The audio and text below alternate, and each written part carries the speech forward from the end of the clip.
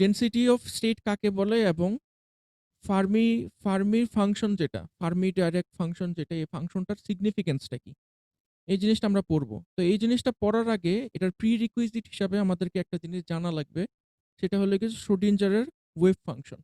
এখন গত ক্লাসটিতে তো আমরা বলছিলাম যে শ্রোডিঞ্জারের ওয়েভ ফাংশনের আ ডেরিভেশনটা যত বড়, অনলাইন ক্লাসে এটা মানে দেখানোর কোনো সুযোগ নেই ক্লাসের মতো করে, এবং এই জিনিসটা করাটা আমার কাছে রিডান্ডেন্ট মনে হয়। যেহেতু আমাদের এখানে বেশিরভাগ অঙ্কই থাকে অ্যাসাইনমেন্টে।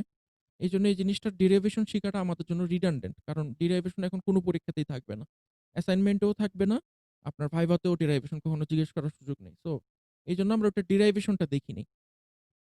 কিন্তু আজকে আমরা শ্রোডিঞ্জার ওয়েভ ফাংশনের একটা পার্টিকুলার এক্সপ্রেশন আমরা দেখব। যে এক্সপ্রেশনটা আমাদের এই ডেনসিটি অফ স্টেট এটার ডেরিভেশন করতে সাহায্য করবে। তো শ্রোডিঞ্জার ওয়েভ ফাংশন ইউজ করে আমরা একটা পটেনশিয়াল ওয়েলের মধ্যে, মনে করেন এরকম একটা কুয়া আছে। এই কুয়ার মধ্যে আমরা একটা ইলেকট্রনের ক্যারেক্টারিস্টিক্স আমরা বের করতে পারি। যে এরকম যদি একটা পটেনশিয়াল ওয়েল থাকে, এই পটেনশিয়াল ওয়েলটার মধ্যে একটা ইলেকট্রন কিভাবে আচরণ করবে। তো এই ওয়েলটার মনে করেন লেন্থ হলে গিয়ে এখানে 0, এই সাইডে একটা বাউন্ডারি হলে গিয়ে 0, আরেকটা বাউন্ডারি মনে করেন L। এরকম একটা জায়গায় ইলেকট্রনটা আছে। এখন ইলেকট্রনটা যথেষ্ট শক্তি সঞ্চয় করলে আপনার এই পটেনশিয়াল ওয়েলের বাইরে চলে যেতে পারে। পটেনশিয়াল যেকোনো কিছুতে যখন দেখবেন যে পটেনশিয়াল লেখা আছে, তো পটেনশিয়াল মানে আমরা জেনারেলি কি বুঝি? যে ওই মানুষটার মধ্যে অনেক পটেনশিয়াল আছে। এটার মানে হলো কি ওর মধ্যে অনেক সম্ভাবনা আছে। এবং পটেনশিয়াল আমরা ইলেকট্রিক্যালি যেই জিনিসটাতে ইউজ করি, যে পটেনশিয়াল মানে হলো কি বিভব। ওই জিনিসটার মধ্যে জমানো কি শক্তি আছে, ওই জিনিসটাকে আমরা বলি হলো কি জেনারেলি পটেনশিয়াল। সো এখানে এই পটেনশিয়াল ওয়েলটা দিয়ে যেটা বুঝাইতেছে যে এখানে হলো কি একটা বিভবের পার্থক্য আছে। মানে এই জায়গাটাতে যে লেন্থটা দেখতেছেন এটা আসলে একটা এনার্জির পার্থক্য বুঝাচ্ছে, যে এই সাইডের এনার্জি এবং এই তলার এনার্জির মধ্যে একটা পার্থক্য আছে এখানে। সো ইলেকট্রনটাকে যদি এই ওয়েলটা থেকে বের হইতে হয়, অবশ্যই ওকে একটা নির্দিষ্ট পরিমাণ এনার্জি গ্যাদার করতে হবে। গ্যাদার করলেই তারপরে ওই ওয়েলটা থেকে বের হইতে পারবে। নাহলে এই কুয়ার মধ্যে আটকায় থাকবে ও সারা জীবন। সোজা কথা বলতে গেলে একটা। তো এই পটেনশিয়াল ওয়েলের জন্য এই ইলেকট্রনের এনার্জির সলিউশনটাকে এভাবে দেখানো যায়। মানে আমরা চাইলে এই জিনিসটাকে এভাবে দেখাইতে পারি। এটাই হলো গিয়ে মানে এই পুরা ডেরাইভেশনটা করার পরে আমরা এরকম একটা কনক্লুশন এ পৌঁছাইতাম। কনক্লুশনটা হলো গিয়ে K সমান, সমান পাই ডিভাইডেড বাই L, আর এখানে হলো গিয়ে N। ঠিক আছে? আমরা এরকম একটা সলিউশন এ পৌঁছাইতাম। এখন এই সলিউশনটা দেখে কিছুই বোঝা যাচ্ছে না। কারণ আমাদের এই পাই বাদে আর L টা তো এখানে দেওয়াই আছে। এই ২ টা বাদে এই বাকি ২ টা কোয়ান্টিটি K এবং N, এই ২ টাই আমাদের কাছে অপরিচিত। আমরা জানি না। সো এখানে K টা যেটা, K টাকে বলা হয় হলো গিয়ে আপনার ওয়েভ ভেক্টর। K টাকে বলা হয় হলো গিয়ে ওয়েভ ভেক্টর। ঠিক আছে? K টা হলো কি ওয়েভ ভেক্টর। এই K ওয়েভ ভেক্টরটা অ্যাকচুয়ালি আমাদের যে শ্রোডিঞ্জারের ইকুয়েশন দেখছিলাম আমরা আগের ক্লাসে, যেটা হলো গিয়ে শ্রোডিঞ্জারের ওয়েভ ইকুয়েশনকে আমরা দেখছি যে সাই দ্বারা প্রকাশ করা হয়। আপনাদের নিশ্চয়ই এই জিনিসটা মনে আছে। জি শ্রোডিঞ্জারের স্যার। শ্রোডিঞ্জারের ওয়েভ ইকুয়েশনকে ত্রিফলার মতো একটা জিনিস দিয়ে প্রকাশ করা হয়। এখন মনে করেন যে কোনো একটা স্পেস এবং টাইমে আপনি যখন শ্রোডিঞ্জারের ওয়েভ ইকুয়েশনটাকে ডিসক্রাইব করবেন, তখন এটাকে আমরা চাইলে সাই এক্সটি কে এইভাবে লিখতে পারি। A cos, এই সাইডে হলো গিয়ে কে x minus omega t plus phi. মানে যেহেতু শ্রোডিঞ্জারের এটা হলো ওয়েভ ফাংশন, আমরা এটাকে বলি যে এটা একটা ওয়েভ ফাংশন। মানে একটা ইলেকট্রন যে ওয়েভ আকারে প্রোপাগেট করতেছে, ওই ইলেকট্রনটার এনার্জি, মোমেন্টাম, এই বিভিন্ন সংক্রান্ত ও ইনফরমেশন এই ওয়েভ ফাংশনটা ক্যারি করে ইলেকট্রনের জন্য, ইলেকট্রনের ওয়েভের জন্য। তাহলে খুবই ন্যাচারাল যে এই জিনিসটা দেখতে একটা সাইন বা কোসাইন ওয়েভের মতো হবে। তাই না? সো দেখেন এখানে বেসিক্যালি একটা কোসাইন ফাংশনকে ডিসক্রাইব করা হয়েছে, যেটার ভিতরে ভেরিয়েবল হিসেবে আছে হলো গিয়ে kx, ওমেগা টি আর ফাই। সো আমরা এই ৩ টা জিনিসকে আলাদা, আলাদা ভাবে দেখব যে kx মানে কি, ওমেগা টি মানে কি, আর ফাই মানে কি। সেইখানে এই k টা হলো কি অ্যাকচুয়ালি এই k টা, ওয়েভ ভেক্টর।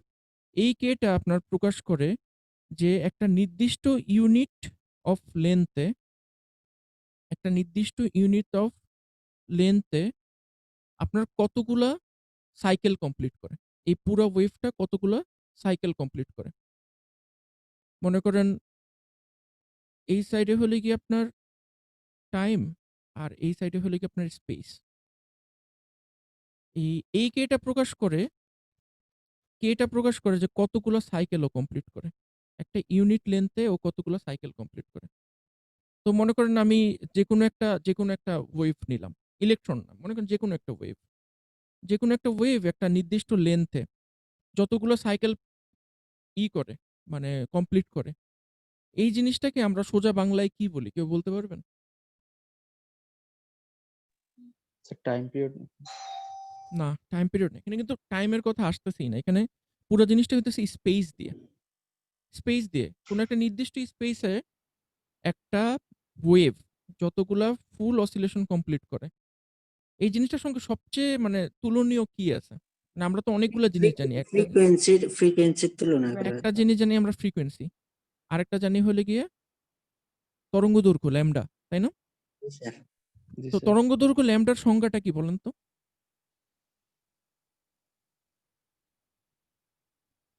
কেউ বলতে পারবেন ল্যামডার সংজ্ঞা কি?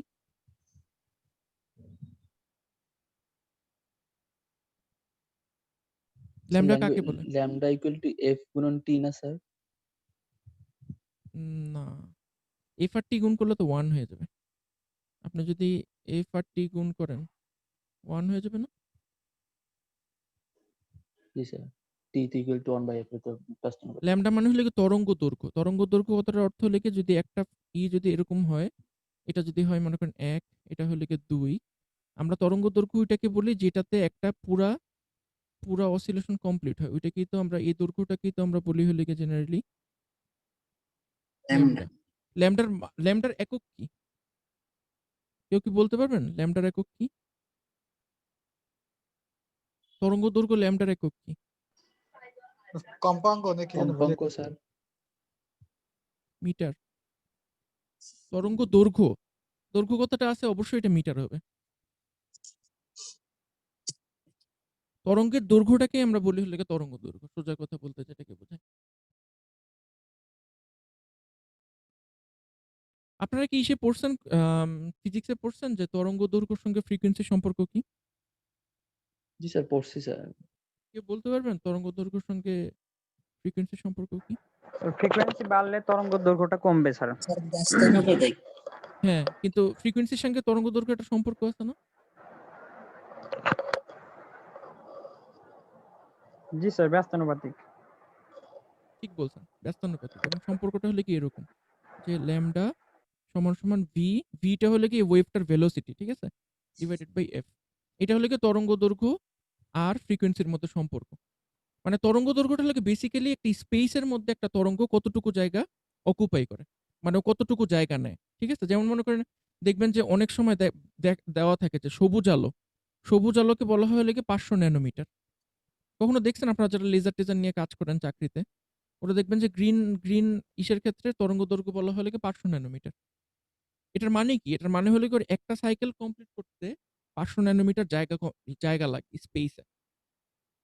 whereas আমরা ফ্রিকোয়েন্সি বলতে বুঝি যে টাইমের রেসপেক্টে ওর একটা ওয়েভ কমপ্লিট করতে, একটা অসিলেশন কমপ্লিট করতে কতক্ষণ সময় লাগে। সবাই কি বুঝতে পারছেন আমার কথাটা? তো একটু আগে যে আমরা দেখলাম যে কে যেটাকে আমরা বলতেছি ওয়েভ ভেক্টর, এটা আসলে এটাকে বলা হলো কি স্পেশাল অ্যাঙ্গুলার ভেলোসিটি। এটাকে বলা হলো কি স্পেশাল অ্যাঙ্গুলার ভেলোসিটি। মানে স্পেসে ওর একটা ওয়েভ কমপ্লিট করতে কতটুকু জায়গা প্রয়োজন হয় সেটাকে বলা হয় স্পেশাল অ্যাঙ্গুলার ভেলোসিটি। এবং এটাকে অনেক জায়গায় এইভাবে প্রকাশ করা হয়, কে সমান 2 পাই বাই ল্যামডা, ঠিক আছে? 2 পাই বাই ল্যামডা। এটা গেল লাগে একটা পার্ট, আপনার ওই ওয়েভ ফাংশনের একটা পার্ট গেল হলে কে। কিন্তু আমরা ওয়েভ ফাংশনে তো আরেকটা জিনিস পড়ছি, কস একটা পার্ট পড়ছে লাগে কে এক্স, এই পার্টটা হলে কি স্পেসের জন্য, আর একটা পড়ছে লাগে ওমেগা টি, এটা হলে কি টাইমের জন্য। সো স্বাভাবিকভাবে এটা মানে কি ওমেগা মানে থেকে আপনারা বুঝতেই পারতেছেন ওমেগা মানে কি 2 পাই এফ টি। এটা তো আপনারা সবাই জানেন। ওমেগা সমান 2 পাই এফ টি, 2 পাই এফ সরি 2 পাই এফ টি না, ওমেগা টি সমান 2 পাই এফ টি। এটা হলো নরমাল আমাদের টাইমের রেসপেক্টে আমরা যে অ্যাঙ্গুলার ফ্রিকোয়েন্সিটা পড়ছি ওইটাই, এটা হলো টেম্পোরাল অ্যাঙ্গুলার ফ্রিকোয়েন্সি। আর এই যে ফাই যেটা আছে, ফাইটা হলো কি দুইটা ওয়েভের মধ্যে যে পার্থক্য, তারতম্য যেটা অ্যাঙ্গুলার ফ্রিকোয়েন্সি, এটাকে জেনারেলি ফেজ ডিফারেন্স বলা হয়। আমাদের ইলেকট্রিক্যাল ভাষায় আমরা বলি ফেজ ডিফারেন্স। তো দুইটা ওয়েভের মধ্যে যখন ফেজ ডিফারেন্স থাকে তখন আমরা এটাকে ফাই এর ভ্যালু দ্বারা প্রকাশ করি। একটু কঠিন এই জিনিসগুলো। এই জিনিসগুলো বুঝতে একটু সমস্যা হয়, তাই না? আমি honestly মানে এই জিনিসগুলো যখন আমি কল্পনা করতে হয় আমার নিজেরই অনেক কষ্ট হয়। সো আমি স্টুডেন্টদের কষ্টটা বুঝি। আমাকে যদি এখন কেউ বলত যে এই জিনিসটা মুখস্থ করে পরীক্ষা দিতে আমি পারতাম না। সো এইজন্য আপনাদেরকে মানে কোয়েশ্চেন থাকলে আমাকে কোয়েশ্চেন করতে হবে। যাতে আমি ট্রাই করতে পারি উত্তর দেওয়ার। আপনাদের কি এখন পর্যন্ত কোনো কোয়েশ্চেন আছে?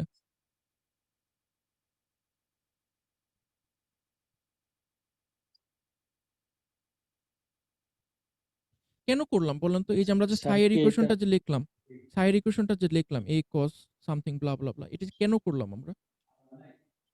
সেটা একটা ওয়েভ স্যার। কিসের ওয়েভ এটা?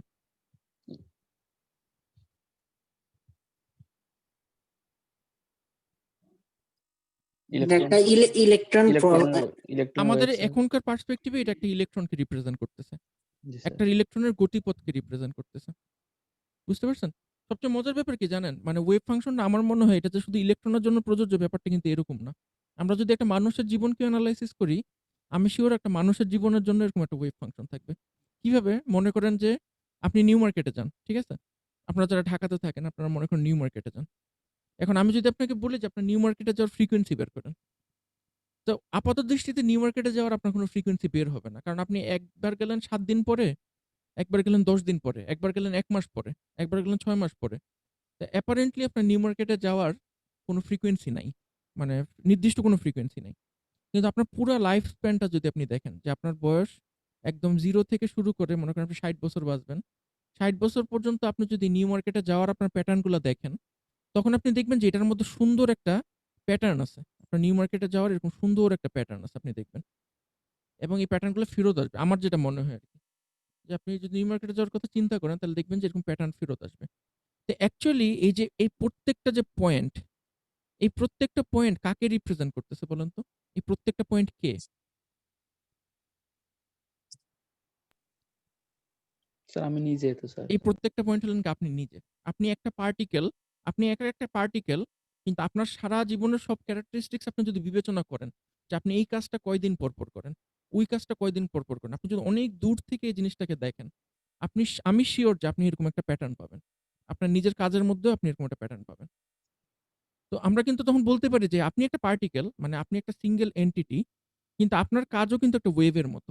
মানে আপনার চলাফেরা, চালচলনও কিন্তু একটা ওয়েভের মতো। একটা নির্দিষ্ট সময়ের সাথে এই জিনিসটা আপনার ভ্যারি করে। এবং কিছুদিন পর এই জিনিসটা আবার ফিরে আসে। এই প্যাটার্নটা আবার ফিরে আসে। সো আপনি নিজে একটা সিঙ্গেল পার্টিকেল হওয়া সত্ত্বেও আপনার কিন্তু একটা এরকম ওয়েভ ফাংশন আছে। তেমনি ইলেকট্রন হলে কি একটা পার্টিকেল। ও একাকী একটা জিনিস। এটা ওয়েভ বলতে আমরা যেমন একটা জিনিস বুঝি যে সাউন্ড ওয়েভ।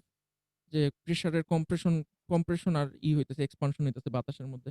ইলেকট্রনের ক্ষেত্রে এরকম না। ইলেকট্রন নিজে একটা পার্টিকেল কিন্তু ওর চলার যে পথটা, ওর চলার পথটা যদি আপনি দেখেন দেখবেন যে ওর চলার পথটা হলো গিয়ে একটা সাইন ওয়েভ বা একটা কোসাইন ওয়েভের মতো। এখন এই সাইন ওয়েভ এবং কোসাইন ওয়েভের অবশ্যই একটা এনার্জি থাকবে। সো ইলেকট্রনের একটা নির্দিষ্ট একটা মোমেন্টাম থাকবে। যেহেতু ওর একটা ভর আছে। ইলেকট্রনের একটা ফাইনাইট ভর আছে। এবং ওর একটা গতিবেগ আছে। অবশ্যই এর একটা মোমেন্টাম থাকবে। এবং ইলেকট্রনের নির্দিষ্ট একটা এনার্জি থাকবে। তো সেই জিনিসটা গ্র্যান্ড স্কিমে যেই ফাংশনটা দ্বারা প্রকাশ করা হয় সেটাই হলো গিয়ে আমাদের শ্রোডিঞ্জারের ওয়েভ ফাংশন সহজ কথায় বলতে গেলে। তো শ্রোডিঞ্জারের ওয়েভ ফাংশনের মধ্যে আপনার টাইমেরও যেমন কম্পোনেন্ট আছে, একটা আছে হলো গিয়ে আপনার টাইম কম্পোনেন্ট, আরেকটা আছে হলো গিয়ে আপনার স্পেসের কম্পোনেন্ট। মানে ও টাইমের সঙ্গে কিভাবে বিহেভ করে এবং স্পেসের সঙ্গে কিভাবে বিহেভ করে। তো টাইমের সঙ্গে যে বিহেভিয়ারটা এটাকে আমরা প্রকাশ করি হলো গিয়ে ওমেগা টি দিয়ে। এটা হলো গিয়ে আপনার টেম্পোরাল অ্যাঙ্গুলার ভেলোসিটি। আরেকটা পার্টকে আমরা প্রকাশ করি হলো গিয়ে কে এক্স দিয়ে। এটা হলো গিয়ে আপনার স্পেশিয়াল অ্যাঙ্গুলার ফ্রিকোয়েন্সি। মানে অনেকটা বলতে পারেন কে জিনিসটা হলো গিয়ে একটা ওয়েভ লেংথের মতো। আর ওমেগা জিনিসটা হলো গিয়ে ওর ফ্রিকোয়েন্সির মতো। আমার মনে হয় যে এর থেকে সহজভাবে আর বোঝানো সম্ভব নয়। কনসেপ্ট গুলো একটু কঠিনই। সো আপাতত আমাদের এই জিনিসটা জানলেই হবে। এর বেশি জানা লাগবে না আমাদের। এখন আমরা আসি যে মূল কথায় আসি যে এত পেঁচাল পাড়ার কারণটা কি? তো এখন আমরা আজকে যে জিনিসটা দেখব যে আ আমরা মোটামুটি শ্রোডিঞ্জারের করলাম যে একটা ইলেকট্রন যদি একটা ইসের মধ্যে থাকে, পটেনশিয়াল ওয়েল এর মধ্যে থাকে আমরা ইলেকট্রনটাকে কিভাবে ডিসক্রাইব করতে পারি। এই জিনিসটা মোটামুটি আমরা দেখলাম যে এই শ্রোডিঞ্জারের ওয়েভ ফাংশন দিয়ে আমরা ওটাকে ডিসক্রাইব করতে পারি এবং এটা করার পরে ওরা দেখছে যে এই জিনিসটা এরকম আসে। সম্পর্কটা এরকম আসে যে k সমান 2 pi n by sorry by L 2 pi n by L এরকম একটা রিলেশনশিপ আসে। এই পটেনশিয়াল ওয়েল এর রেসপেক্টিভ এ। আজকে আমরা যে জিনিসটা দেখব সেটা হলো গিয়ে আমরা গত ক্লাসে পলিস এক্সক্লুশন প্রিন্সিপাল দেখছিলাম। পলির বর্জন নীতি। পলির বর্জন নীতির মূল বক্তব্য ছিল হলো গিয়ে যে ২ টি ইলেকট্রনের কোয়ান্টাম স্টেট কখনো এক হইতে পারে না। মানে ৪ টা কোয়ান্টাম নাম্বারই কখনো এক হবে না। এবং আমরা দেখছিলাম যে একটা কোয়ান্টাম স্টেটে শুধুমাত্র একটা ইলেকট্রনই থাকতে পারে। একটা কোয়ান্টাম স্টেটে ৪ টা নাম্বার ১ এরকম শুধুমাত্র একটা ইলেকট্রনই থাকতে পারে। এর বেশি ইলেকট্রন থাকা সম্ভব না।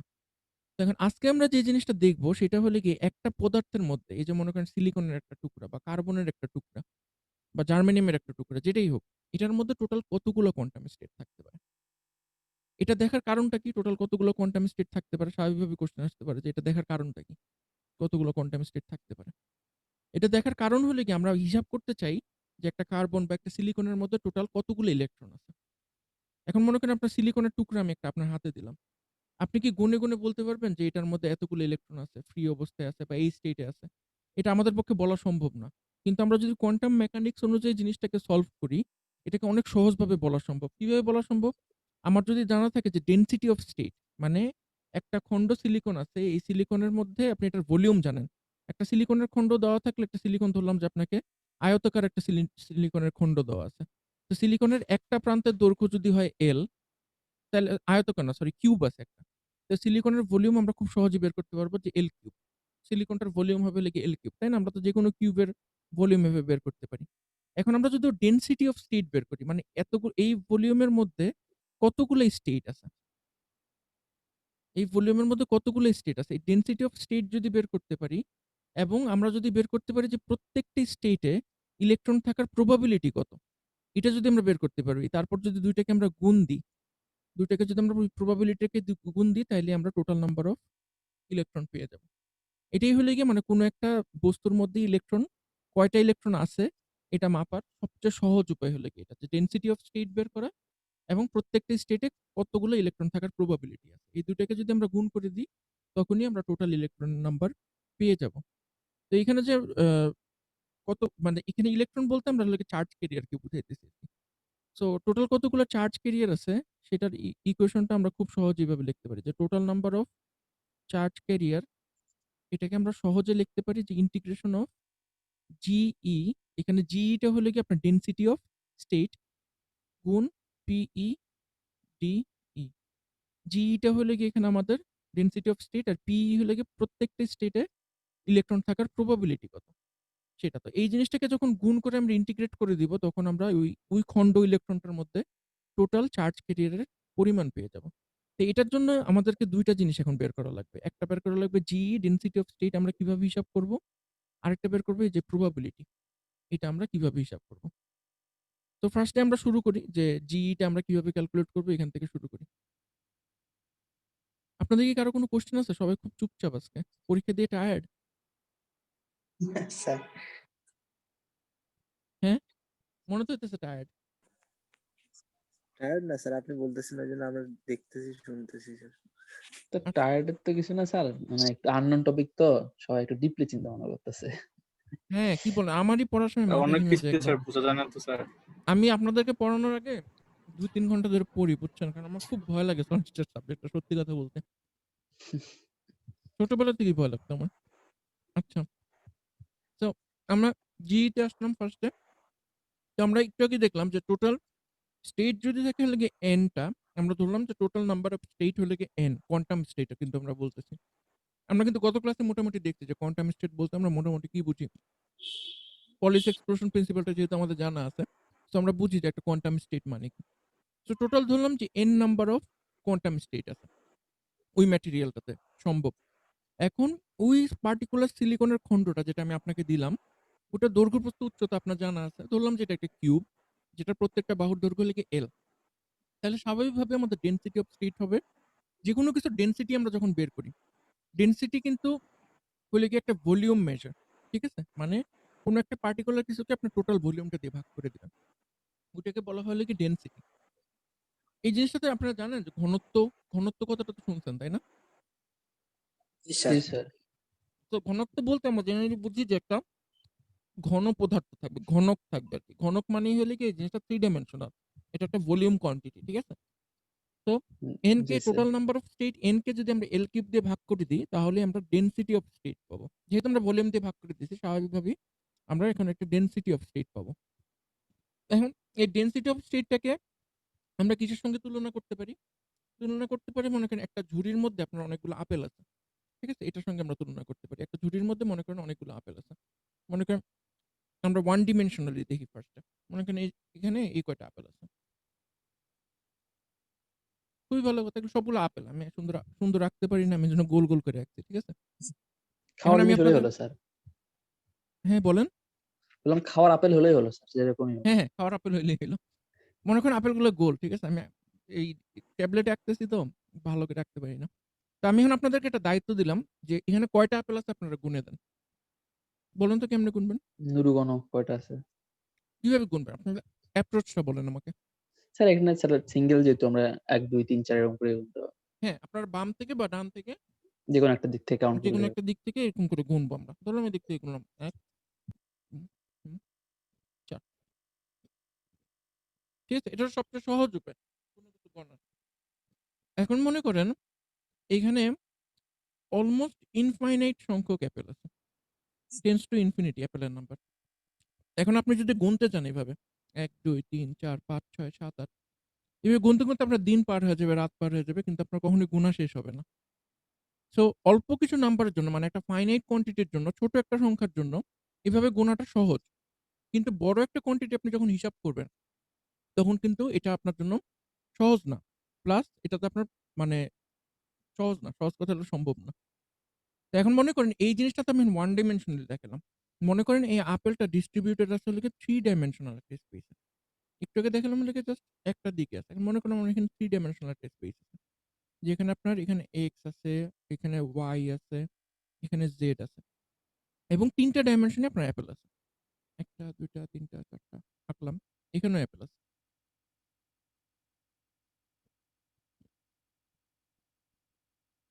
এখন আমি বললাম যে এখানে ৩ ডাইমেনশনালি অ্যাপেল আছে। অ্যাপেলটা মাপার অ্যাপেল কয়টা আছে? কয়টা আপেল আছে? এটা মাপার সবচেয়ে সহজ উপায় কি? কেউ কি আমাকে একটা আইডিয়া দিতে পারবেন কিভাবে মাপতে পারি? জি স্যার ৩টাকে গুণ করে দিব। হ্যাঁ, কিন্তু ৩ টাকে গুণ করতে হলে তো আপনাকে ফার্স্টে সিওর হইতে হবে যে কয়টা করে অ্যাপেল আছে।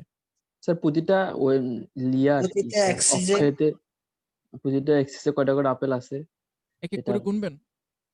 না স্যার আমরা প্রতিটা আপেলের যদি স্যার ইয়ে বের করি, ভলিউম বের করি, তারপরে কতটা জায়গা জুড়ে এটা আছে সেটা দিয়ে আপনি ভাগ খুব করলে তো একটা কাছাকাছি গেছেন। খুবই কাছাকাছি গেছেন। স্যার আপনার ভলিউমটা চিন্তা বের করার করে প্রসেস আর ঠিক হচ্ছে আছে। স্যার ল্যাম্পটা নিলে স্যার একদিকে ল্যাম্প পেলে তো স্যার তারপর হ্যাঁ, ৩ দিকের ল্যাম্পটা পাওয়া যাবে। এটা খুব ভালো একটা সলিউশন দিছে। মানে আমরা যেই কাজটা করতে পারি সবচেয়ে এফিশিয়েন্ট মেথড যেটা এখানে, সেটা হলো গিয়ে একটা নির্দিষ্ট একটা এরিয়ার মধ্যে, নির্দিষ্ট একটা ভলিউমের মধ্যে কি পরিমাণ আপেল আছে? মানে আমরা যদি ডেনসিটি অফ অ্যাপেল বের করতে পারি। আমরা যদি ফার্স্টে ডেনসিটি অফ অ্যাপেল যদি কোনোভাবে বের করতে পারি, যে একটা নির্দিষ্ট এলাকার মধ্যে কয়টা অ্যাপেল আছে। আমরা ডেনসিটি অফ অ্যাপেল বের করলাম। এটাকে যদি আমরা টোটাল ভলিউম দিয়ে গুণ করে দিই, তখনই কিন্তু আমরা নাম্বার অফ অ্যাপেল পেয়ে যাব। তাই না? জি স্যার। যেমন মনে করেন এটার একটা সহজ উদাহরণ দিই। ঢাকাতে তো অনেক মানুষ বসবাস করে। তো ঢাকাতে তো ইনস্ট্যান্টলি আপনার কোনো এলাকাতে কতজন মানুষ আছে এভাবে বলে দেওয়া সম্ভব না। তো দেখবেন যে ঢাকার একটা মেট্রিক্স থাকে যে যখন আপনার করে, ওই আদমশুমারি করে। আদমশুমারি করার পরে ঢাকার কিন্তু একটা দেয়, জনসংখ্যার ঘনত্ব দেয়। যে এত স্কোয়ার কিলোমিটার বা এত স্কোয়ার মাইলের মধ্যে কি পরিমাণ মানুষ বাস করে। তো এখন মনে করেন আপনি ঢাকার ১ স্কোয়ার কিলোমিটার বা ১ স্কোয়ার মাইলে কি পরিমাণ মানুষ বাস করে আপনি এটা জানলেন। এখন কোনো একটা ওয়ার্ডের আপনি টোটাল এরিয়া জানেন যে কত স্কোয়ার কিলোমিটার একটা ওয়ার্ড। মনে করেন ৬ নম্বর ওয়ার্ড বা ১১ নম্বর ওয়ার্ড। তো এখন আপনি ওই ঢাকার যে ডেনসিটি অফ পপুলেশন, এটাকে যদি ওই এলাকার কিলোমিটার স্কোয়ারকে দিয়ে গুণ করে দেন, তাইলে আপনি ওই এলাকার মানুষের সংখ্যা পেয়ে যাবেন না? জি এভারেজ স্যার। একটা মান পাওয়া যাবে আর কি। এভারেজ একটা মোটামুটি কাছাকাছি কিন্তু একটা মান পাওয়া যাবে, তাই না? জি স্যার। তো এটাই হলো গিয়ে মানে মাপার সবচেয়ে সহজ উপায়। কারণ আপনি তো আর কথায়, কথায় গিয়ে মানে মাথা ধরে, ধরে গুনতে পারবেন না, তাই না? সো আমাদের এরকম একটা কমন একটা জিনিস থাকা দরকার যেটা দিয়ে আমরা খুব সহজেই টোটাল নাম্বার অফ অ্যাপেল বের করতে পারি। তাহলে এখানে আমরা টোটাল নাম্বার অফ অ্যাপেলটা কিভাবে বের করতে পারি? মনে করেন আমরা একটা এরিয়া নিলাম। অ্যাপেলের চারপাশে আমরা একটা এরিয়া নিলাম। এরকম একটা বক্স বানাইলাম। অ্যাপেলের চারপাশে আমরা এরকম একটা 3 ডাইমেনশনাল একটা বক্স বানাইলাম। এই বক্সটার মনে করেন প্রত্যেকটা আমি সুন্দর করে রাখতে পারিনি। মানে অ্যাপেলটা হলে গিয়ে বক্সের মাঝামাঝিতে আছে। ঠিক আছে? এখানটার প্রত্যেকটা ইসের মান হলে কি A করে। সব জায়গায় এটার মান হলে গিয়ে A করে। তো এটা একটা A, এটা একটা A, এটাও ধরলাম যে A। মানে X, Y, Z ৩ অ্যাক্সিসে এটার মান হলে গিয়ে A। তাহলে এখন আমরা এই পরিমাণ জায়গাতে কয়টা অ্যাপেল আছে এটা আমরা বের করতে পারবো। সবাই কি বুঝতে পারছেন? তাহলে এটা বের করলে আমরা এখানে বের করব হলো কি যে অ্যাপেল পার ভলিউম, বা এই ক্ষেত্রে আমাদের যেটা দাঁড়াবে যে অ্যাপেলের সংখ্যা ধরলাম n আর ভলিউমটা হলো গিয়ে a কিউব। তাই না? টোটাল a কিউব অঞ্চলে জি স্যার। nটা অ্যাপেল আছে। কিন্তু আমাদের এই ক্ষেত্রে nটা নাই। আমাদের এই ক্ষেত্রে আমরা এমন ভাবেই করছি যাতে একটা অ্যাপেল আছে। একটা অ্যাপেলকে সার্কেল করেই আমরা এই বক্সটা বানাইছি। সো আমাদের এখানে বেসিক্যালি একটা ইউনিট এরিয়াতে মানে a কিউব পরিমাণ এলাকাতে আমাদের একটাই অ্যাপেল আছে। যেটার মানে দাঁড়ালো যে একটা অ্যাপেল থেকে আরেকটা অ্যাপেলের দূরত্ব হলো কি a। ঠিক আছে? একটা অ্যাপেলের থেকে আরেকটা অ্যাপেলের দূরত্ব a। এই অবস্থায় যদি আমরা ডেনসিটিটা হিসাব করি আমাদের ডেনসিটিটা আসবে হলো কি 1/a কিউব। তো খুবই ভালো কথা, আমরা এখন ডেনসিটিটা পেয়ে গেলাম। এখন আমাদের কি হিসাব করতে হবে যে এখানে টোটাল নাম্বার অফ অ্যাপেল কয়টা আছে। এই জিনিসটা আমাদেরকে হিসাব করতে হবে। তো এই জিনিসটা আমাদেরকে হিসাব করার জন্য এখন যে জিনিসটা লাগবে সেটা হলো কি আমরা এখানে একটা বড় একটা স্ফিয়ার কল্পনা করব। অনেক বড় একটা গোলক কল্পনা করব। এখন আস্তে, আস্তে করে ব্যাপারটা একটু কঠিন হয়ে যাবে। ঠিক আছে? সো আপনারা একটু মনোযোগ ধরে রাখেন। আমরা এখন বড় একটা স্ফিয়ার কল্পনা করব। এখন এটা তো একটা 3 ডাইমেনশনাল স্পেস। এখানে অবশ্যই একটা স্ফিয়ার আঁকা যাবে, কোনো সমস্যা নেই। কিন্তু আমি যেখানে আঁকতেছি এটা 2 ডাইমেনশনাল। সো আমার পক্ষে আপনাদেরকে 3 ডাইমেনশনাল স্পেসটা দেখানো সম্ভব না। আমি যেটা করতেছি আমি 3 ডাইমেনশনাল স্পেসের 8 ভাগের 1 ভাগ আপনাদেরকে দেখাইতেছি। দেখেন তো এই জিনিসটা আপনারা কল্পনা করতে পারেন নাকি? এটা হলো গিয়ে একটা 3 ডাইমেনশনাল স্পেস। ঠিক আছে? আমি একটা গোলকের 8 ভাগের 1 ভাগ আঁকলাম। আপনারা কি বুঝতে পারতেছেন যে একটা বড় একটা বল যদি থাকে, ওই বলটার 8 ভাগের 1 ভাগ হলো গিয়ে এটা। দেখেন তো আমার কথাটা কি সঠিক নাকি?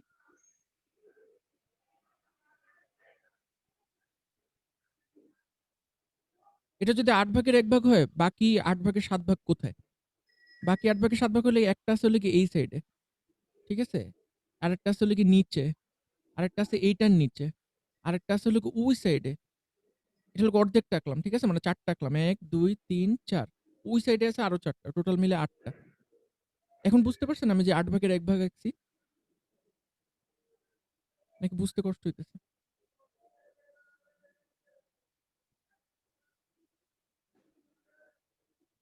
সবাই চুপ কেন? বুঝতে কষ্ট হচ্ছে? স্যার একটু ডিফিকাল্ট। আচ্ছা, মনে করেন আমি একটা আঁকলাম। শুধু এমন একটা জিনিস আঁকলাম। ২ টা অ্যাক্সিস। ঠিক আছে? একটা হলো গিয়ে x, একটা হলো গিয়ে y। ঠিক আছে না? এটা হলো গিয়ে ২ ডাইমেনশনে আমি একটা সার্কেল আঁকলাম। এখন এই সার্কেলটাকে যদি আমার একটা গোলক বানাইতে হয়, একটা ঘন পদার্থ যদি বানাইতে হয়, গোলক বানাবো, আমি স্ফিয়ার বানাবো এই সার্কেলটা থেকে। কেমনে বানাইতে পারি বলেন তো?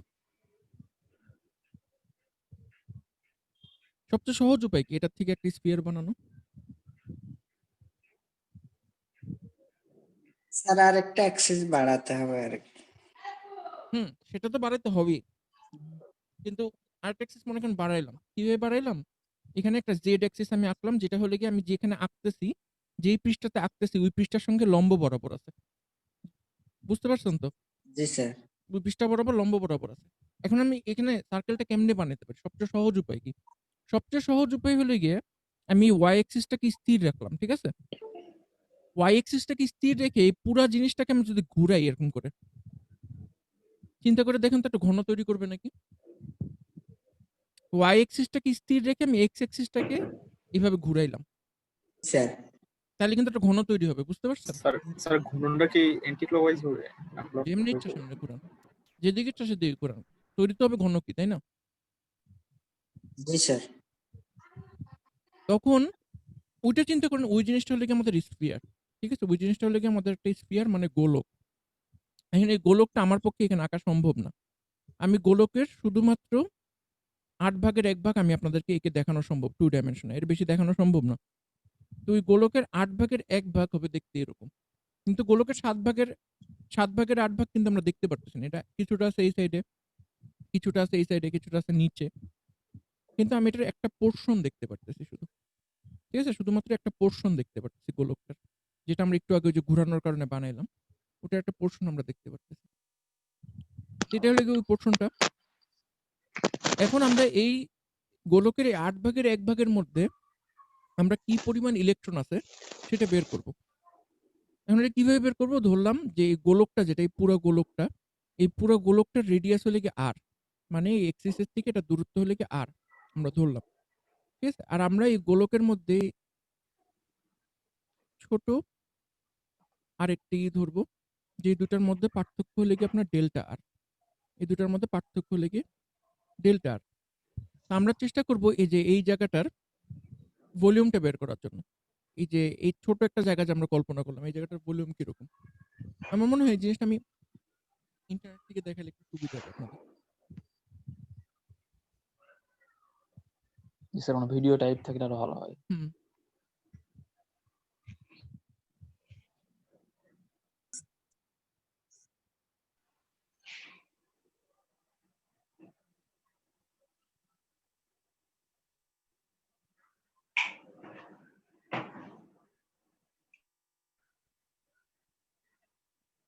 সবাই কি দেখতে পারতেছেন? এইখানে যে একটা গোলকের ছবি দেওয়া আছে। জি স্যার। তো এই যে গোলকের ছবি দেওয়া আছে, এই পুরাটা গোলক কিন্তু মানে 3 ডাইমেনশনাল স্পেসে আছে। অবশ্যই এটা আমরা খাতা কলমে দেখাইতে পারবো না। তা আমাদেরকে এই জিনিসটা কিভাবে দেখতে হবে? আমি যে আঁকতেছি খাতায়, আমি কতটুকু আঁকতেছি খাতার মধ্যে? এই যে মনে করেন এটা হলো গিয়ে আমার y অ্যাক্সিস, এটা হলো গিয়ে আমার x অ্যাক্সিস, আর উপরেরটা হলো গিয়ে z অ্যাক্সিস। তাইলে আমি গোলকের কতটুকু অংশ দেখাইতে পারবো প্র্যাকটিক্যাল রিজনের মধ্যে? আমি শুধুমাত্র দেখাইতে পারবো আমি যদি অ্যানোটেশন ইউজ করি। মনে করেন এটার সমান্তরাল আঁকলাম, এটার সমান্তরাল আঁকলাম, এই প্লেনটার সমান্তরাল আঁকলাম, এই প্লেনটার সমান্তরাল আঁকলাম, এটা আঁকলাম। আমি শুধু এতটুকু পোর্শন, গোলকটার এতটুকু পোর্শন আমি দেখাইতে পারবো। এই যে দেখতেছেন এই যে গোলকটার এই পোর্শনটুকু, শুধুমাত্র এই পোর্শনটুকু কিন্তু আমার পক্ষে দেখানো সম্ভব। বুঝতে পারতেছেন? এটার পিছনে এই যে এই সাইডেও কিন্তু জিনিসপত্র আছে। দেখছেন এই সাইডেও জিনিস আছে, নিচেও আছে, অপর সাইডেও আছে। ওগুলো কিন্তু আমার পক্ষে দেখানো সম্ভব না। মানে প্রতিটা স্লাইডে স্যার ৪টা করে ভাগ। প্রতিটা কোয়াড্রেন্টে ৪ টা মানে করে একটা ভাগ। যদি ভাগ করি, আমরা লোকটাকে ২ ভাগে বিভক্ত করি, তাহলে এই পাশে ৪টা, এই পাশে ৪টা। হ্যাঁ, মানে এই যে এইখানে দেখেন, এইখানে একটা, এইখানে একটা, এই সাইডে একটা, এই সাইডে একটা। এটা হলো গিয়ে উপরেই চলে গেল ৪ টা, ঠিক আছে? আর নিচে আছে হলো গিয়ে আরো ৪ টা।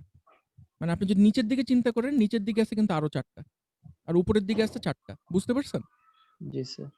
তাহলে এটার মধ্যে শুধুমাত্র মানে এই টোটাল গেল ৮ টা, টোটাল ৮ টা পার্ট গেল। এই ৮ টা পার্টের মধ্যে শুধুমাত্র একটা পার্টকে আমরা খাতার মধ্যে ভিজুয়ালাইজ করতে পারি। এর বেশি আমাদের পক্ষে করা সম্ভব না, ডাইমেনশনাল লিমিটেশনের কারণে। তো এখন আমরা এই একটা পার্টের মধ্যেই আমরা ইলেকট্রনের সংখ্যাটা বের করব। একটা পার্টের মধ্যে ইলেকট্রনের সংখ্যা বের করে আমরা সুন্দর এটাকে যদি ৮ দ্বারা মানে হিসাবের একটা ক্যালকুলেশনে যদি আমরা কম্পেনসেট করে নিই, তাহলে আমরা পুরোটার জন্য হিসাবটা পেয়ে যাব। আশা করি বুঝতে পারছেন এখন আমার কথাটা। তো আমরা এখানে হিসাবটা কিভাবে করব? সহজ ভাষায় হিসাবটা যেভাবে করব, যে আমরা একটা এনভেলপ ধরবো। স্ফিয়ারের মধ্যে আমরা এরকম একটা এনভেলপ ধরবো, যে এটা একটা স্ফিয়ার, ওই যে ৮ ভাগের ১ ভাগ যেটা। আঁকাটা এত কঠিন। একটি স্ফিয়ার কল্পনা করব। এরকম একটি স্ফিয়ার কল্পনা করব, যে স্ফিয়ারটার আপনার রেডিয়াস হলো কি r। মানে এই সেন্টার মানে থেকে স্যার মানে এই ৮ ভাগের ১ ভাগের হ্যাঁ, আমাদের ইয়ে বের করতে হবে, আয়তন বের করতে হবে। হ্যাঁ, তারপরে আমরা তো ৮ দিয়ে এটাকে চাইলে পরে কম্পেনসেট করে দিতেই পারবো, তাই না? কারণ আচ্ছা, আমরা ধরেই নিতে পারি যে বাকি সবগুলোতে ইউনিফর্মলি ডিস্ট্রিবিউটেড। তো আমরা ৮ ভাগের ১ ভাগই বের করি। বাকিটা পরে বের করলাম, সমস্যা কি? তো এই স্ফিয়ারের এনভেলপটা কিরকম? এনভেলপটা হলো কি এরকম। বলের ভিতরে একটা বল, ঠিক আছে? বলের ভিতরে একটা বল। তো এই দুইটার মধ্যে আপনার দূরত্ব হলে কি আমরা ধরতেছি ডেল্টা r। এখন আমরা খুব সহজেই এই টোটাল জিনিসটার ভলিউম বের করতে পারবো। এটার ভলিউম বের করার সূত্র হলো কি, আমরা স্ফিয়ারের ভলিউমের সূত্র মনে আছে আপনাদের? স্ফিয়ারের ভলিউমের সূত্র কি? 4 পাই 4/3 পাই আর স্কয়ার, আর কিউব নাকি স্যার? না, 4 পাই r কিউব। 4 পাই আর কিউব। 4 পাই r কিউব। তো এই ক্ষেত্রে আমরা যেটা করব, যে 4 পাই r স্কয়ার, আর যেহেতু আমরা পুরো গোলকটা হিসাব করতেছি না, আমরা শুধুমাত্র এই এরিয়াটা হিসাব করতেছি। দেখেন কোন এরিয়াটা? আমি যে এরিয়াটা ডট ডট ক্রস করে দিচ্ছি, সেই এরিয়াটা। এই জিনিসটা দেখতে একটু অদ্ভুত লাগতেছে, কিন্তু এই জিনিসটা আসলে কি, আপনার যদি গোলকটা যদি সাইড থেকে দেখেন তাহলে এরকম। এটা হলো গিয়ে একটা বল। এই বলটার মাঝখানে হলো গিয়ে ফাঁকা। আর এই দেওয়ালটা হলো গিয়ে সলিড। বুঝতে পারছেন? এই দেওয়ালটা হলো গিয়ে সলিড। আমরা শুধুমাত্র এই যে সলিড যে অংশটা, এই সলিড অংশটার শুধু হিসাব করতেছি। এটা মনে করেন কোয়াড্রেন্টের মধ্যে আছে। আমরা এই যে এই পার্টটা আছে না? শুধুমাত্র এই পার্টটা নিয়ে শুধু হিসাব করতেছি। এখন কি একটু বুঝতে সুবিধা হইছে? তার মানে স্যার আমরা সলিডের হচ্ছে পুরুত্বতা নির্ণয় মানে পুরুত্ব। হ্যাঁ, পুরুত্বটা হলো গিয়ে ডেল্টা আর বলে দেওয়া আছে। জি স্যার। ঠিক আছে? আর সলিডটার বা আপনি যদি একদম আউটার রেডিয়াস মেজার করেন, আউটার রেডিয়াস আসবে আর। তাহলে এটার আপনার সূত্র হবে হলো গিয়ে তাহলে 4 পাই আর স্কয়ার ডেল্টা আর। জি স্যার। আরো কোনো কোশ্চেন আছে? এখন আমরা একটু আগে আপেলের ঘনত্ব বের করলাম। আপেলের ঘনত্ব আমরা কি পাইছিলাম? আপেলের ঘনত্ব পাইছিলাম যে প্রতি a কিউব জায়গাতে আমার একটা করে আপেল আছে। পাইছিলাম না? এখন আমি যদি বের করি যে এই কোয়াড্রেন্টটাতে এই ৮ ভাগের ১ ভাগ জায়গাতে কি পরিমাণ আপেল আছে? এটা আমি যদি বের করতে চাই, আমি কিভাবে বের করতে পারি বলেন তো?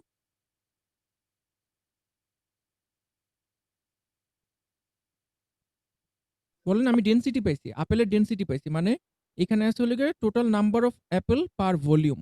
আর এটা হলো গিয়ে আমার টোটাল ভলিউম। আমি যদি এখন নাম্বার অফ অ্যাপল বের করতে চাই আমাকে কি করতে হবে? স্যার একটা অ্যাপেলের ইয়েতে ভাগ করলেই তো হয়ে যাবে স্যার।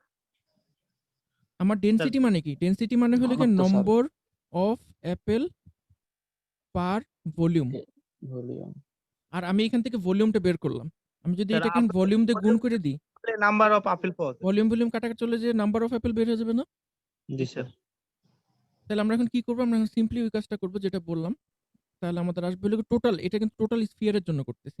আর যদি ১ ভাগের ৮ ভাগের জন্য করতাম তাহলে আমরা 1/8 দিয়ে গুণ করে নিতাম। ঠিক আছে? তাহলে আমরা এখানে হলো 4 pi r square delta r divided by a cube. এটাই হলো গিয়ে আমার টোটাল নাম্বার অফ অ্যাপেল। সবাই কি বুঝতে পারছেন? স্যার এই যে ডেল্টা আর আর স্কয়ার দুটো জিনিস তো একসাথে, এটা আসলে একটু ডেল্টা আর আর স্কয়ারটা কেন আসছে? স্যার আমরা যেহেতু যদি পুরোটা কল্পনা করি তাহলে তো আর দিলেই হচ্ছে। বুঝিনি আপনার কথাটা, একটু আবার মানে বলবেন? স্যার ডেল্টা আর আর স্কয়ার দুটো জিনিস একসাথে লিখছি না আমরা। হ্যাঁ, হ্যাঁ, হ্যাঁ। স্যার আমরা যদি পুরো ইয়েটা কল্পনা করি, পুরো ফিগারটা, তাহলে তো আর দিলেই হচ্ছে, শুধু আর। না, শুধু আর দিলে কিভাবে হচ্ছে? আমরা তো এই যে এরকম একটা বল নিছি, এই বলটার ভিতরের অংশটা মনে করেন ফাঁকা। আমরা এই অংশটা নির্ণয় করতেছি। আমরা তো মানে পুরা আরটা যদি নেন তাহলে ধরতে হবে যে পুরোটাই সলিড আপনার। কিন্তু স্যার এখানে আমরা ধরছি ডেল্টা পুরো আরটা কোন অংশ? ডেল্টা আরটা হলো গিয়ে পুরুত্ব আপনার, দেওয়ালের পুরুত্ব।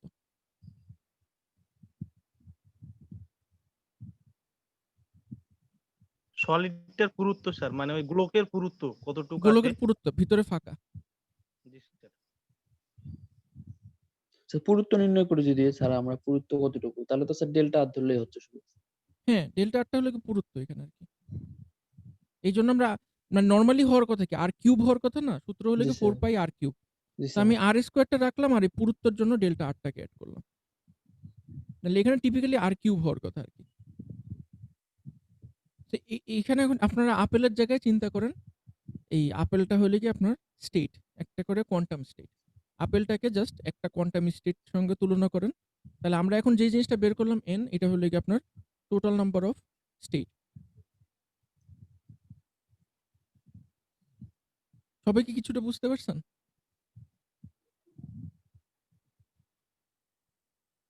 Number of state. ব্যাপারগুলো একটু কেমন জানি, সত্যি কথা বলতে ব্যাপারগুলো একটু কেমন জানি। বুঝছেন? মানে মানে আমরা পুরো গোলকের আয়তনটা বের করে হ্যাঁ, ওখান থেকে স্যার আমরা যদি বাদ দেই ওখান তাহলে তো থেকে পুরুত্ব ফাঁকা অংশটুকুর আয়তন যদি বাদ দিয়ে দেই তাহলে তো পুরুত্ব পাওয়া যাবে। মানে নরমাল তাহলে হিসেবে যদি আমরা পুরুত্ব পাওয়া যাবে না। তাহলে পুরো যে অংশটা ওই জি স্যার। পুরো অংশটার পাওয়া যাবে আরকি। ভলিউম পাওয়া যাবে। মানে জি আপনি স্যার। মানে বড় একটা আছে, ছোট একটা আছে। এটা ধরলাম যে R1, এটা ধরলাম যে R2। এই আর2 R2 মাইনাস R1 করলে আমরা পাবো হলো গিয়ে ডেল্টা স্যার আর। আর ফাঁকা জি স্যার অংশটা এটাকে ডেল্টা ধরলেই তো হয়। তাহলে তো আমরা হচ্ছে পুরুত্বটা পাচ্ছি। পুরুত্ব দিয়ে এখানে করবেনটা কি? মানে পুরুত্বটা তো জাস্ট বোঝানোর জন্য যে এই জিনিসটার পুরুত্ব হলো গিয়ে ডেল্টা আর। স্যার মানে আমার মেইন কোশ্চেন হচ্ছে স্যার যে আমরা ওখানে বের করতেছি কিনা। ও ডেল্টা আর বের করতেছি কেন? না আমরা বলতেছি ওখানে আমরা বের করতেছি পুরা গ্লোবটার মানে পুরো ইয়েটার আয়তন বের করতেছি ভলিউম বের শুধু করতেছি, হ্যাঁ। হ্যাঁ পুরাটার। পুরোটার না, শুধুমাত্র যে অংশটা আপনার তাহলে তো স্যার এখানে আর একবারে কোন কাজে লাগছে না। তাহলে তো স্যার আর এখানে তো কোনো কোন আমার মনে হয় যে ডেল্টা মানে আর এর উপরে এটা তো আমরা ধরছি ব্যাসার্ধ ডেল্টা। জি স্যার। না, আপনাকে এটা কিভাবে বের করতে হবে? এটা বের করার সিস্টেম হলো গিয়ে যে আপনি এই পুরা জিনিসটার ভলিউম বের করবেন। বিয়োগ করবেন স্যার। হলে কি এই জিনিসটার ভলিউম দিয়ে, তাই না? জি স্যার নরমালি যেমন হিসাব করি এরকমই হওয়ার কথা। নরমালি যেভাবে হিসাব করেন। জি স্যার। তাহলে ওখানে ৮ টা কাজে আসতেছে না? আর তো কাজ আসতেছে স্যার কিন্তু ওটা তো আমরা বাদ দিয়ে দিচ্ছি। স্যার আমরা যদি নরমালি বের করি, প্রথমে তো R1 এর জন্য বের করলাম V1, আবার R2 এর জন্য বের করলাম V2, তাহলে হচ্ছে V থেকে হচ্ছে V2 মাইনাস V1 করলে তো স্যার হচ্ছে পাওয়া যায় আর কি, ভিটা মানে হ্যাঁ, V2 আয়তনটা মাইনাস পাওয়া V1 যায়। করলেই পাওয়া যায়। এভাবে করলে তো হয়। দাঁড়ান। জি স্যার। সেক্ষেত্রে তো আয়তনের সূত্রটা আসছে sir twice pi r square divided by হচ্ছে যেটা আসে আর কি স্যার, কি আসে জানো? না, না, টয়েস পাই আর স্কয়ার তো এখানে আসবে না। এটা তো volume. Twice pi r square তো আপনার ক্ষেত্রফল।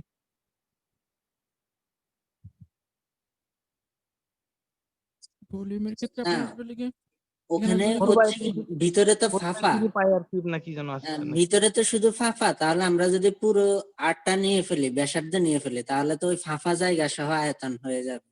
সেই জন্য ডেল আটটা নেওয়া হয়েছে। মানে জি স্যার আমরা এটা করলেই তো পারি স্যার ডিরেক্টলি। হ্যাঁ, এটা করলেও পারেন। এটা করলেও পারেন। মানে ওখানে স্যার আমরা তো এখানে তো একটা ইয়ে দরকার আছে, রেডিয়াস দরকার আছে। হুম, হুম, হুম। কিন্তু ওখানে আমরা দুইটা রেডিয়াস ইউজ করতেছি না, এটা ডেল্টা একটা ব্যাপার আছে কিন্তু আপনারা যখন বই পড়বেন, বইয়ের জি মধ্যে স্যার। কিন্তু একটা জিনিস দেখবেন যে এই জায়গার যখন ভলিউমটা বলা হয়েছে না, যে আমি যে একটু আগে লিখলাম যে ভলিউম সমান সমান কি জানি লিখলাম 4 পাই আর স্কয়ার ডেল্টা আর। জি এই স্যার। জিনিসটা লিখলাম না, বইয়ের মধ্যে কিন্তু এটা দেওয়া আছে। জি স্যার ওখানে হচ্ছে কিউব না দিয়ে হচ্ছে না, না, আর বইয়ের মধ্যে স্কয়ার। এইটা দেওয়া আছে। না, এখানে আর কিউব দেওয়া যাবে না, এই জন্য আর আর নিলে তো আমরা দেওয়ার পুরো প্রশ্নই আসে না। আর কিউব দিলে তো আপনার পুরা জিনিসটাকে আপনি ঘন ধরে হিসাব করলেন। হ্যাঁ, মানে ভিতরে যে ফাঁপা জায়গা আছে তাহলে তো সেটার দ্বারা ওটাকে হবে। আর অ্যাকাউন্ট করলেন না আপনি। ফাঁপা জায়গাটাতে আর অ্যাকাউন্ট করলেন না।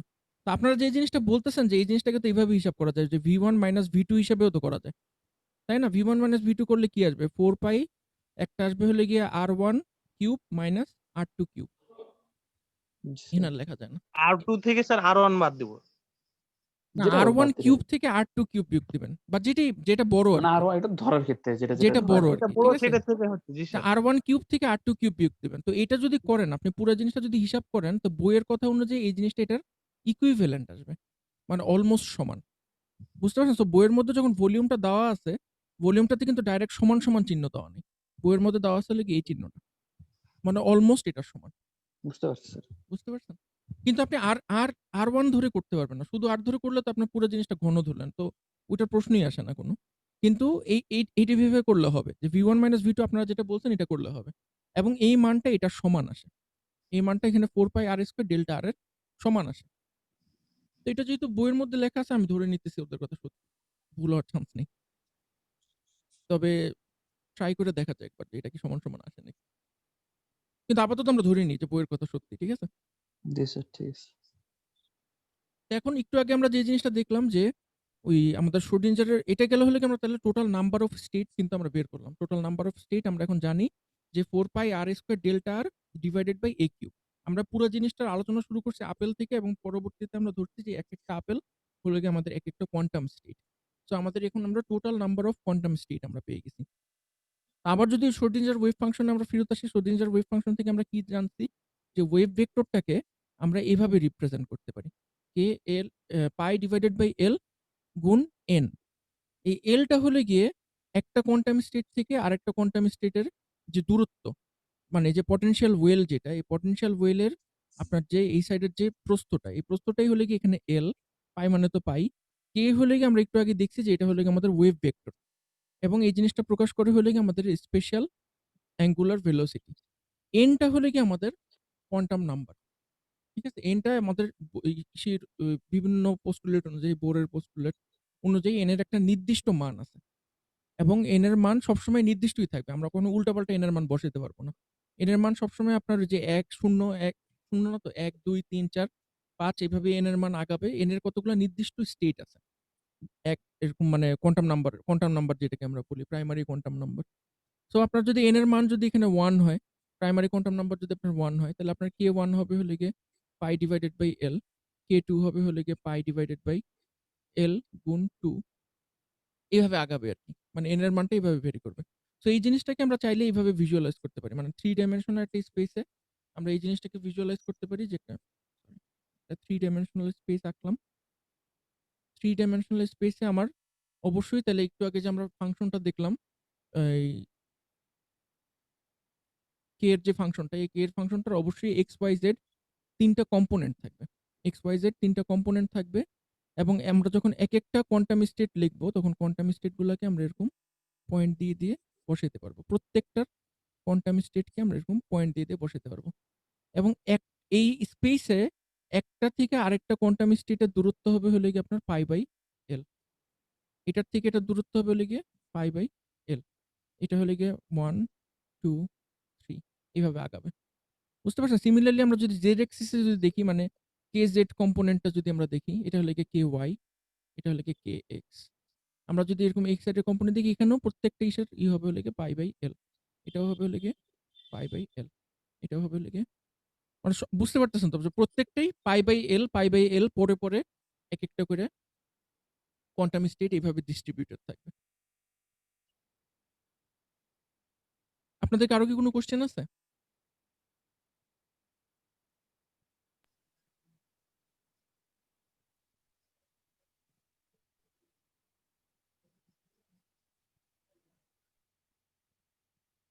আমি আপনাদেরকে নোটটা দিয়ে দিব না। আপনারা একটু নোটটা পড়ে পরের ক্লাসে আইসেন। ঠিক আছে? তাহলে যদি সমস্যা থাকে আমরা তখন আরেকবার ডিসকাস করে নিতে পারবো না। তো আমরা আবার নতুন করে আঁকি। আমরা এখন নতুন করে যে জিনিসটা আঁকবো, সেই জিনিসটা হচ্ছে আগের জিনিসটাই আঁকবো নতুন করে। কিন্তু আমরা এখন আর আর ধরবো না। আমরা আর না ধরে টোটাল জিনিসটার দূরত্ব ধরবো হলো গিয়ে কে। কোয়ান্টাম স্টেটের জন্য কে ধরবো আমরা। আর এই মাঝখানে যে এনভেলপটা আমাদের ছিল, এই এনভেলপটার সঙ্গে বাইরেরটার দূরত্ব আমরা ধরবো হলো গিয়ে ডেল্টা কে। এই জিনিসটা আমাদের অরিজিনাল যে ইকুয়েশনটা ছিল, ওই ইকুয়েশনটার মধ্যে আমরা রিপ্লেস করে দেব। করলে আসবে হলো গিয়ে 4 পাই কে স্কোয়ার ডেল্টা কে ডিভাইডেড বাই কত ছিল জানি? Sir a cube. A cube. কিন্তু আমরা এখন বললাম যে একটা কোয়ান্টাম স্টেট থেকে আরেকটা কোয়ান্টাম স্টেটের দূরত্ব হলে গিয়ে আমার কত? Sir pi by L. Pi by L. তাহলে এখানে হলো গিয়ে পাই বাই এল কিউব।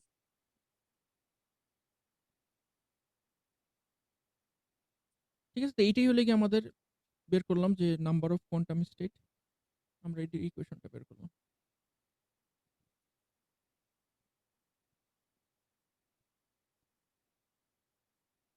এই পর্যন্ত কি আপনাদের কোনো কোশ্চেন আছে?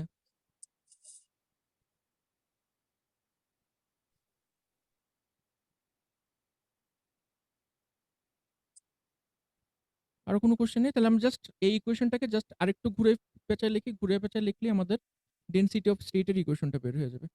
কিভাবে বের হবে দেখেন, আমরা আসলাম যে একটু আগে n সমান আমরা এখানে আসলাম হলো গিয়ে আপনার 4 পাই কে স্কোয়ার ডেল্টা কে, আর এখানে আসলাম হলো গিয়ে pi by L whole cube. ঠিক আছে? এখন আমরা যে জিনিসটা করব, আমরা n কে এল কিউব দিয়ে ভাগ করে দিলাম। n কে এল কিউব দিয়ে ভাগ করলে আমরা এটাকে কি বলতে পারি বলুন তো? স্যার তাহলে তো আমরা এটা হলো গিয়ে টোটাল নাম্বার অফ স্টেটস, আর এটা হলো গিয়ে আমার ম্যাটেরিয়ালটার ভলিউম। তাহলে আমার এই জিনিসটা হয়ে গেল ডেনসিটি অফ স্টেটস। ঠিক আছে? তাহলে ডেনসিটি অফ স্টেটস কি হবে? এল কিউব দিয়ে যখন আমরা ভাগ করে দিলাম, এল কিউব আর এল কিউব কাটাকাটি চলে যাবে। কারণ এল কিউবটা বেসিক্যালি এখানে আছে, তাই না? এটা যেহেতু পায়ের নিচে আছে, তার মানে টোটালটার সঙ্গে এটা গুণ আকারে আছে। এভাবে লেখা যায়। তো আমরা যদি ওইভাবে লিখি, তখন এল কিউব কাটাকাটি চলে যাবে। সবাই কি বুঝতে পারছেন? জি স্যার। বুঝতে না পারলে বললেন, ঠিক আছে? আর এখানে আসলে কি আমার নিচে আছে হলো গিয়ে পাই কিউব আর উপরে আছে হলো গিয়ে পাই, তাহলে এটা কাটাকাটি চলে যাবে। তাহলে এখানে আসবে হলো গিয়ে আমার পাই স্কোয়ার, তাই না? আর এখানে আসবে হলো গিয়ে আমার কে স্কোয়ার ডেল্টা কে। এখন আমরা যদি চিন্তা করি যে ডেল্টা কে অ্যাপ্রোচেস 0, খুবই ছোট। ডেল্টা কে এর মান খুবই ছোট, ওই যে একটা লেয়ারের থেকে আরেকটা লেয়ারের মান খুবই ছোট। তাহলে আমরা এই জিনিসটা রিপ্লেস করতে পারি ডি কে দিয়ে। ডেল্টা কে কে আমরা ডি কে লিখতে পারি। স্যার একটু সাউন্ড জোরে দেন স্যার, শোনা যায় না। এখন শোনা যেতেছে? জি স্যার, শোনা যাচ্ছে। আচ্ছা, ডেল্টা কে কে তাহলে আমরা ধরতে পারি ডি কে। তখন আমরা এই জিনিসটাকে আমরা তখন লিখবো এই ফাংশনটাকে, যেটা জি কে সমান সমান লিখবো হলে কি 4 কে স্কোয়ার, ডেল্টা কে কে লিখলাম হলে কি ডি কে পাই স্কোয়ার। এটা হলে কি আমরা ডেনসিটি অফ স্টেটের খুব কাছাকাছি আছি ইকুয়েশনের। আজকে বাকিটা দেখাবো না, আমি আপনাদেরকে নেক্সট ক্লাসে দেখাবো যে এখান থেকে জি কে থেকে কিভাবে আমরা ওই জিই তে যেতে পারি, ইলেকট্রনের জন্য কিভাবে বের করতে পারি, ইলেকট্রন এনার্জির জন্য।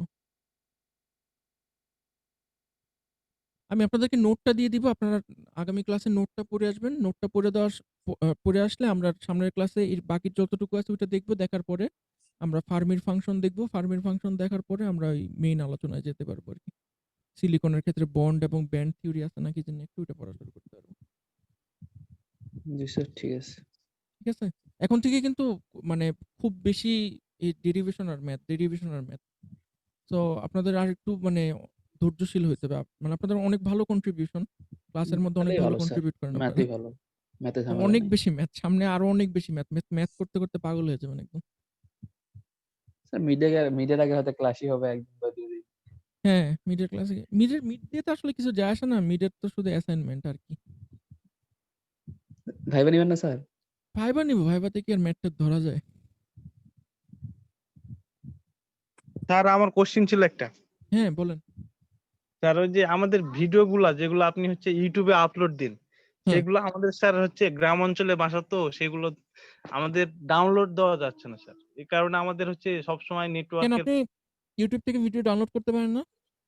স্যার দেওয়া স্যার যাচ্ছে এটা না। আমিও বলতে চাইছিলাম স্যার, আমাদের হচ্ছে পুরো প্লে লিস্ট সহ ডাউনলোড করতে হয়। 3টা 4টা বা আরো বেশি ভিডিও যখন হবে তখন তো পুরো প্লে লিস্ট ডাউনলোড করতে গেলে অনেক স্পেসের দরকার হয়, আর তাহলে আমি একটা সিঙ্গেল কাজ করি, ভিডিও আমি ডাউনলোডের অপশন নাই। সিঙ্গেল ভিডিওগুলোকে একটা ড্রাইভের ফোল্ডারে রেখে ওই ড্রাইভের ফোল্ডারের লিংকটা আপনাদেরকে শেয়ার করে দিই। জি স্যার, ওই লিংকে সেটাই। ঢুকলে আপনারা নতুন স্যার নতুন ভিডিও পেলে। ওটা করলে ভালো হবে, যে একটা ড্রাইভে রেখে সেটা আপনি শেয়ার করবেন, আমরা সেটা থেকে ডাউনলোড নিয়ে নেব।